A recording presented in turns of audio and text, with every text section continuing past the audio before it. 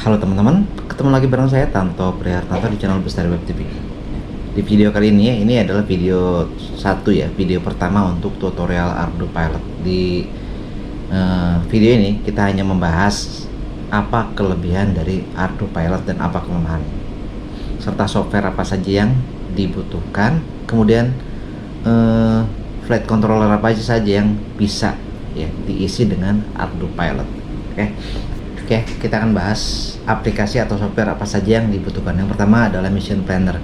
Mission Planner ini untuk config ya, untuk config. Ini mirip dengan Betaflight, sedangkan STM32 Cube Programmer ini untuk flash atau backup. Ya.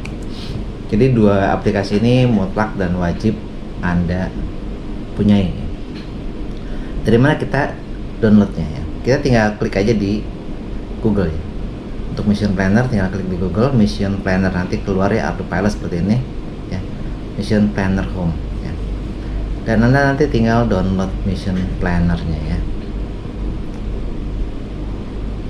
Ini gratis ya.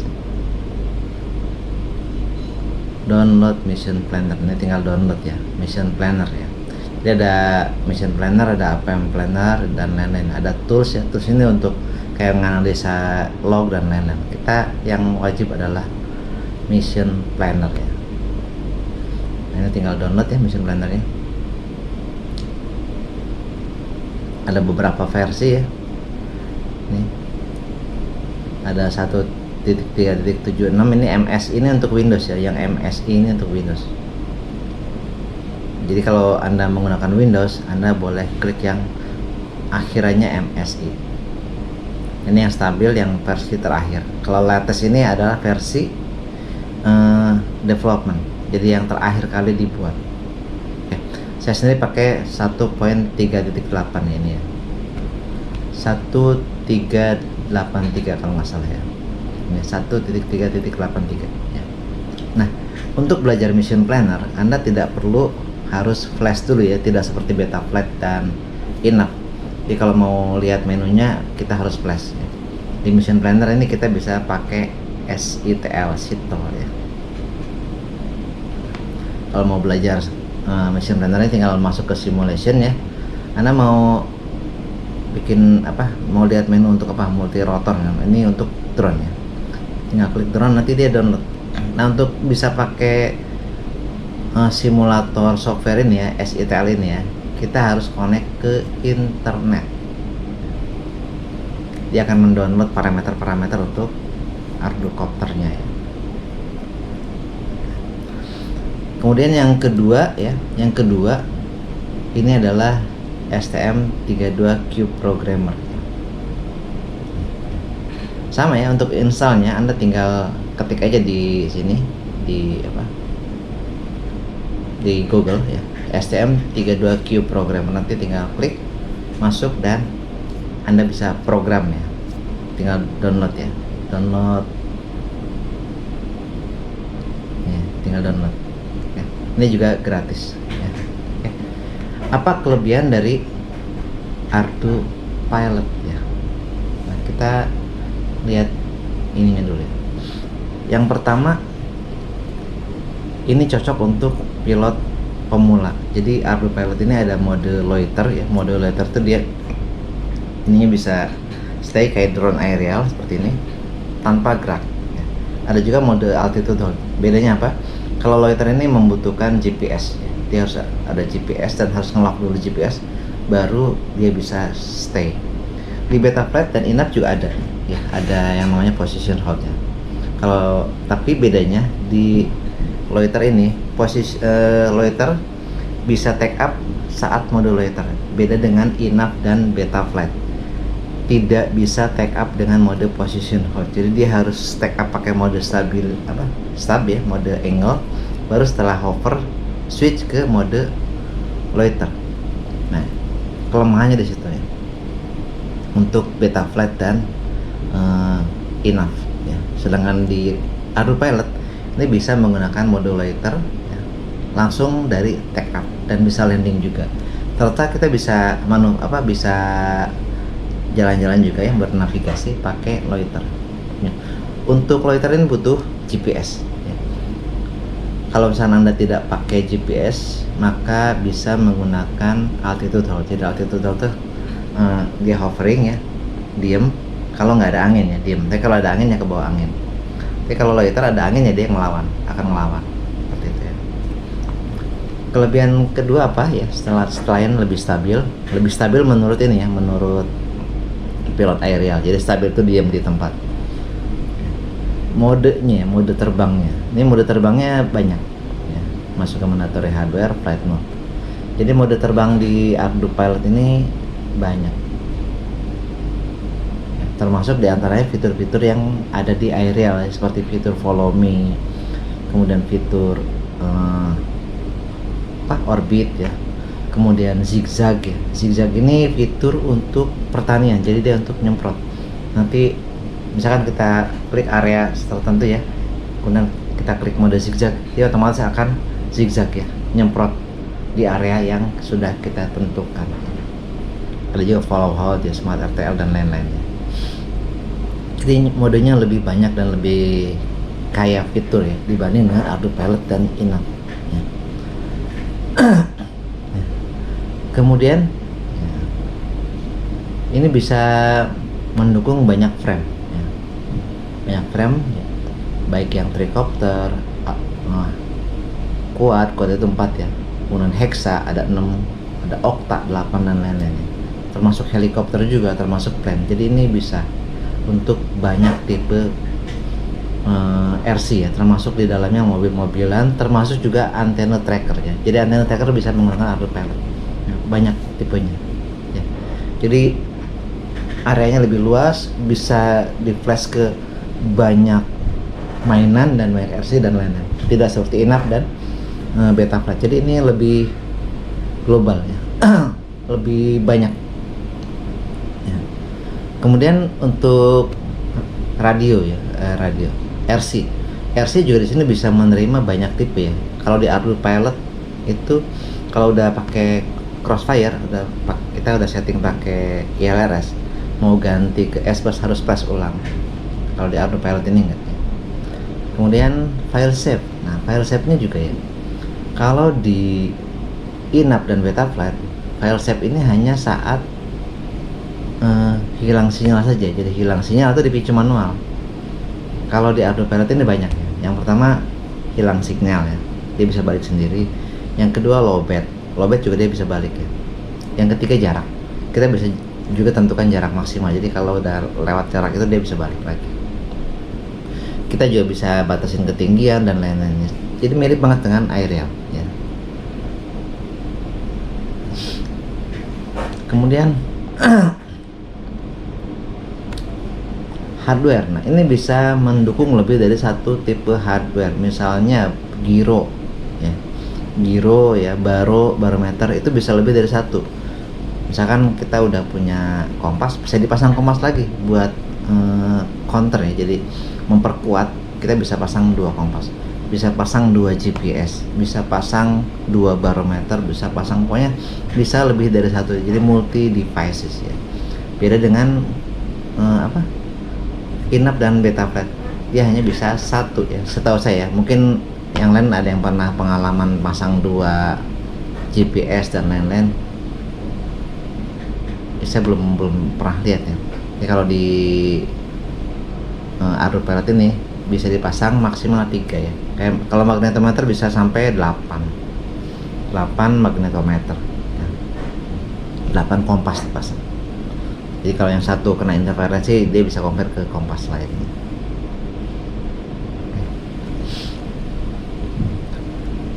Nah, sekarang kita bahas kelemahannya, kelemahan Ardu Pilot. Kelemahan Ardu Pilot ini seperti ini ya. Jadi menunya ini kurang user friendly lah ya, agak membingungkan, nggak seperti Ardu Betaflight ya. Di sini agak membingungkan. Dan mirip command line tapi bukan command line ya. Seperti ini. Parameter, jadi disebutnya full parameter list. Jadi list parameter kita gantinya di sini. Misalkan mau ngaktifin acro train air mode, tinggal di sini klik air mode ini. kemudian red param seperti itu ya. Jadi ini mirip CLI tapi bukan CLI ya. Dan parameternya banyak sekali ya. Kalau harus dipelajari satu persatu, 1 bulan kayaknya nggak cukup ya. 1 bulan nggak cukup. Beda dengan di INAP atau Betaflight, nggak terlalu banyak parameter ya. Kemudian PID-nya agak jelimet. Ini PID-nya agak jelimet. Misalnya baterai di sini pengaruh ya, baterai 4S. Jadi ini hanya bisa gunakan satu tipe baterai, satu tipe S-nya maksud serialnya. Beda sama Betaflight dan INAP kita bisa pakai 2 profil baterai atau 3 ya. Di INAP bisa 3 atau 4 kalau salah.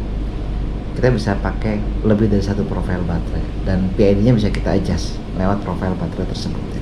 Nah di Betaflight ini nggak bisa, harus 1 profil baterai. Kalau 4S ya 4S, kalau 6S ya 6S ya. 4S pasang baterai, 6S kacau, bisa to the moon ya. Nah kemudian PID-nya agak jelimet, agak bingung ya. Bingung buat penyesuaian di akro ya. Kalau untuk PID di hovering ya, di loiter dan altitude itu gampang, kita tinggal auto tune atau tinggal ya adjust dikit-dikit ya di basic tune ini. Nah basic tuning ini ya sensitivitasnya semakin ke kanan semakin sensitif, tapi kalau over dia getar, jadi drone-nya akan seperti ini ya, getar atau gini. Kalau getarnya ke samping artinya yang roll yang over, kalau getarnya ke depan itu artinya pitch over ya. Jadi kalau semuanya artinya dua-duanya over ya, pitch dan roll dua-duanya over, harus dikecilin. Nah kalau terlalu kecil dia akan meloyor kayak licin, jadi nggak stabil set di satu titik. Ngeremnya juga lama ngerem, kayak ngeglosor gitu ya, kayak slupil, licin. Jadi nggak boleh kekecilan, nggak boleh kegedean. Gampangnya ya tinggal geser ke kiri ke kanan. Oh terlalu masih getar nih, tinggal geser ke kiri. Itu untuk yang pemula bisa lewat basic tuning ini ya, lebih gampang. Nanti dia ngikut, extended tuningnya ngikut ya. Cuman pitch dan rollnya sama. Jadi kalau di sini kita pindah jadi misalkan 1134, di sini juga akan sama jadi 1134 ya. Seperti itu ya. Nah PID ini ya walaupun jelimet tapi dia bisa ditolong dengan auto tune. Cuman sayangnya ya auto tune di Arduino Pilot ini butuh waktu yang lama. 1 baterai kadang nggak cukup, jadi harus diatur per aksis ya. Jadi di menu mana ya, di menu sini ya, di config ya, masuk ke full parameter list.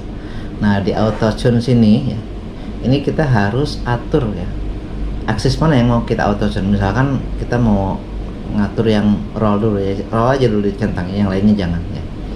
Kemudian kita red param misalkan ya.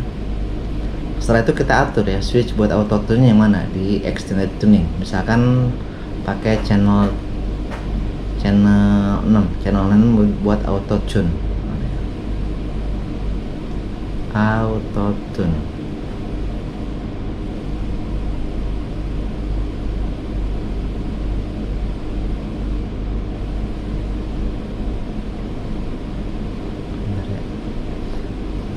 Saya kalau kecil-kecil gini bingung. Auto tune ini, auto tune. Jadi kita set channel 6 ke auto tune, nanti kita klik ya atau apa sampai nilainya 2000 ya. Nanti dia akan auto tune. Auto tune ini dia akan vibrasi. Nyoba vibrasi, misalkan ke sini ya, roll ya. Gerak sendiri, jadi drone-nya gerak sendiri. Sampai dari yang kecil sampai agak parah gitu rollnya. Nah, dari situ dari overshoot dan lain-lain, Betaflight ini bisa menentukan sendiri PID-nya yang cocok berapa. Nanti ini akan berubah ya, settingan ini akan berubah seperti itu bagusnya ya. Tapi saya nyoba di Acro walaupun pakai auto tune tetap tidak seenak di Betaflight. Betaflight paling bagus ya, walaupun saya pernah lihat di salah satu channel YouTube ya yang bisa tuning Arduino Pilot ini jadi mirip banget dengan Betaflight. Supaya mirip Betaflight sebenarnya di Arduino Pilotnya sih udah ada ini ya, di acro optionnya ini.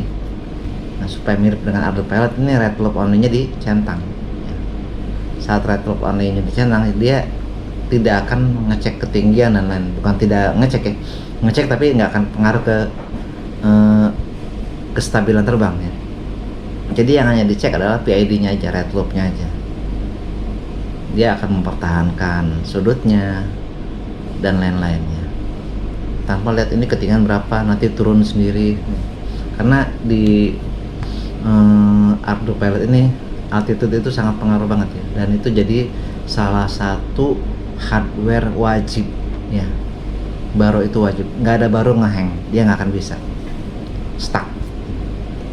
Kalau di Betaflight kan nggak ada baro, nggak masalah, masih bisa acro, masih bisa jumpalitan. Di Arduino Pilot ini nggak bisa, tanpa baro nggak bisa, wajib ada barometer. Oke, kemudian kita mau cek ya, hardware apa saja yang disupport. Nah, kalau mau cek hardwarenya ya, di sini download firmware. Nah, di Arduino Pilot download firmware, kemudian copter ini drone. Sini ada versi 3.2 sekian sampai ke 463, ini yang stabil ya. Kalau mau yang development di sini di latesnya. Nah, firmware apa saja ya, firmware flight controller apa saja yang disupport oleh Arduino Copter ini, kita bisa lihat di sini ya. SpeedDB ada enggak? SpeedDB, SpeedDB F405 AIO ya. Kemudian ada SpeedDB F405 V5, V4, V5 ya. Ini V3, V4, V5 ya. Kemudian Beta FP juga ada ya. Beta FPP. Ini ada juga ya F405. Kemudian GHMC juga ada. Ini ada ya. Yang pasti hampir semua F405 disupport ya. Hampir semua FC F405 itu bisa pakai beta pakai Arduino Pilot.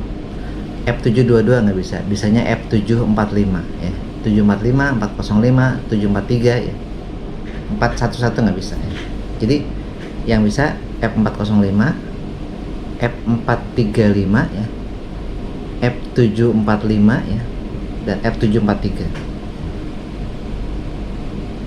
Jadi yang F7 ini bukan F722 ya. F765 juga bisa ya. Kenapa F722 nggak bisa? Karena memorinya kecil ya, hanya 512 kalau nggak salah F722. Sedangkan Arduino Pilot ini butuh minimal paling kecil itu 1024, jadi harus 1 MB. Dan yang bisa 1 MB itu ya F405, F435. Direkomendasikan sih 2 MB ya, 2048, supaya bisa nyimpan log, dan bisa nge-save script. Oke, sampai di sini ya. Mudah-mudahan ini bermanfaat ya. Dan mudah-mudahan nanti di video berikutnya cara flash, cara backup ya, kita akan belajar seperti apa nge-flash Arduino Pilot ini menggunakan STM32 ya, STM32Cube Programmer ya, dan fitur-fitur lainnya ya. Jadi buat teman-teman yang ada pertanyaan buat video berikutnya, silahkan tulis di komentar ya. Oke, dari saya sekian. Wassalamualaikum warahmatullahi wabarakatuh.